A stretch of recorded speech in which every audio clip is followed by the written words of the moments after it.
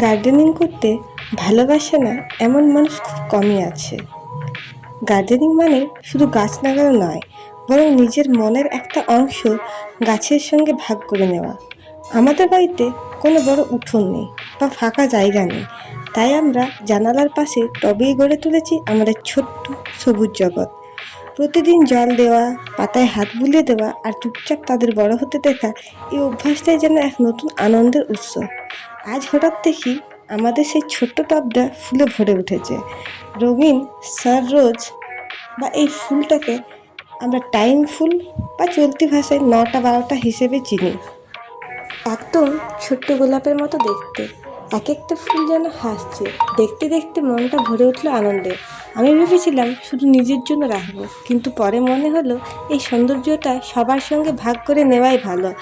আর হ্যাঁ, প্রকৃতি সবসময় শেখায়, ভালোবাসা দিলে তার প্রতিদান ঠিকই পাওয়া যায়, হয়তো একটু অন্যভাবে, একটু দেরিতে, কিন্তু নিঃসন্দেহে হৃদয় ছুঁয়ে। তাই একটা ফুল তোমাদের জন্য। আর আমার হাতে যে ব্রেসলেটটা দেখছো, ওটাও আমার কলেজ ফেয়ারওয়েলে পাওয়া এক অমূল্য উপহার। ধন্যবাদ।